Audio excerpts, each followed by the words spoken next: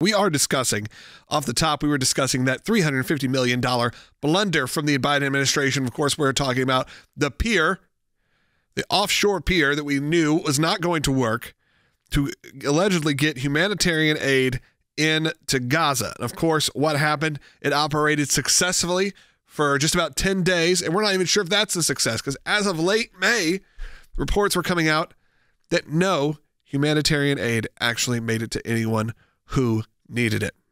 Instead, it was a political promise made for political gain. We talked about the idea that they've tried to repair the pier.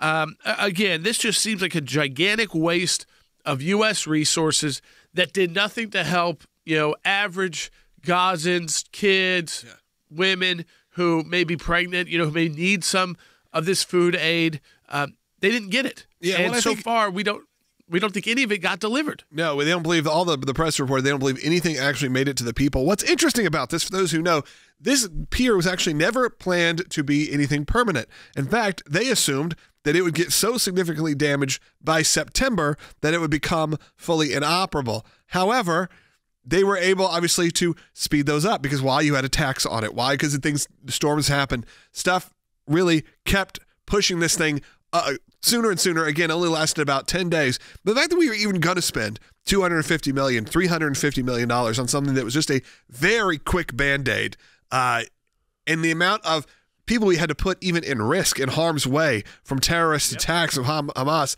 knowing this could only be a very short stopgap. Hopefully they thought maybe by September that the war would be over, and maybe we're still a few months from that. That could happen. But this was always meant to be temporary. However, not this temporary, not 10 days worth of temporary. And of course, again, that was $250 million, then plus at least a $22 million repair bill, plus more that has come in since then. And again, reports as of late May, which just a couple weeks ago, was the fact that, the pier in its early days was not able to get any humanitarian aid into the people who actually needed it. The residents of Gaza, of course, it probably all went to Hamas. I love your thoughts on this. When we are dealing with this, your taxpayer dollars are going to this. What are your thoughts heading into, as Jordan said, a week before the first presidential debate, that it looks like it's actually going to happen? But I mean, Jordan, we predicted this very early on, that this was going to be a failure. And of course, you never want to be the person, and in some of these situations, maybe you want to be wrong. You want to be proven wrong, that, you know what, we can build something like this. The infrastructure can happen. We can throw up this pier. It will work. But instead, it just seems like time and time again. It's the Mediterranean. It's the ocean. Right. It's also in an unfriendly territory. I mean, you were trying to build this around Hamas actors who would love to steal this aid and get it only to those, like a present to those who are supporting their terror attacks and their conflict and their war against Israel, and of course, the keeping of hostages, of Israeli and even American citizens who are hostage still being held by Hamas. And every time we think, are there any hostages still alive? Then we saw, just a couple weeks ago, hostages released, Logan. And I mean, I think when that happened, you see the address from Prime Minister Netanyahu yesterday. He's coming to the U.S. as well in July, the first debate. I mean, it will be very interesting to see how both President Trump and President Biden handle this. But what's also interesting, Logan, is what Biden said back in March 7th. I mean, this is how far back this goes. We're talking about, we're getting into July soon. He's talking about this March 7th. Yep. Tonight, I'm directing the U.S. military to establish a temporary pier on the Gaza coast that can receive medicine, food, and shelter. To Israel, I say humanitarian assistance cannot be secondary. Protecting and saving innocent lives must be a priority. And yet we spent over $300 million of our taxpayer dollars, and not a single humanitarian bit of assistance was able to get from this pier to people who actually needed it, Logan. And I think it's just kind of it's funny in this, only in the sense of how sad their policies are towards Gaza and towards trying to deal with Hamas in the Gaza Strip. Yeah, it's funny in a tragic sort of way, because you knew this is what was going to happen. If anything, the only mouths you were feeding, at best, if they even got to there, are the mouths of Hamas terrorists. I mean, that's the only outcome likely of this, was that it went to go feed and fuel more terrorism. So yes, Does that all sound good? Do you understand why the Biden administration at this point, when they see their far left of their party, especially when we're heading towards campaign, headed towards an election, you see them saying, oh, we have to do something because the images coming out of Gaza are bad PR for us. We got to figure out something. Okay, we're going to come up with this idea for this pier. We're going to build it. It'll destroy itself by September. So we'll just pollute the ocean, whatever it is, and it will be fine. But no, what actually happened is what was predicted, which was it was just a moment. It was a stunt. It was a stunt that risked a lot of lives and caused nothing but, again, at worst, it cost potential lives of our armed forces. At best, it ended up, like I said, feeding and fueling Hamas. Yep. Let's take a call, Logan. All right, let's go to Jeff, who's calling on line 1, North Carolina. Listen on the radio. And again, if you want to be on the air, we've got 3 lines open right now, 1-800-684-3110. Go ahead, Jeff. Hi, guys. I'm just curious, do we know that all that $250 million or in excess of $250 million has all been spent in those 10 days, that short amount of time?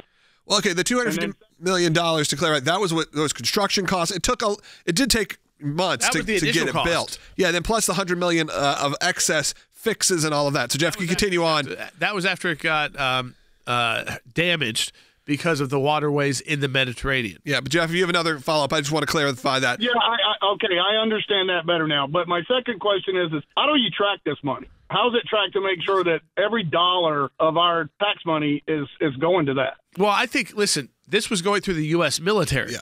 So it's a U.S. military cost. I'm not so concerned that Hamas was able to get their hands on any money here. That what they were able to get their hands on, likely, Logan, was aid so you could feed their terrorists. Right. I think that's what you make sure. That's the problem. Not the big budget item to build this pier.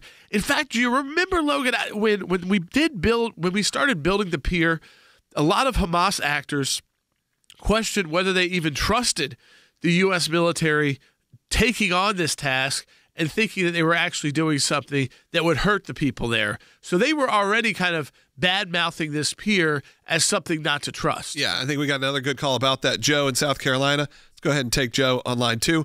Joe, go ahead. Yeah, I was just calling because it seems that most everything the Democrats do is just for show. They spend money. Every time they spend is to buy a vote.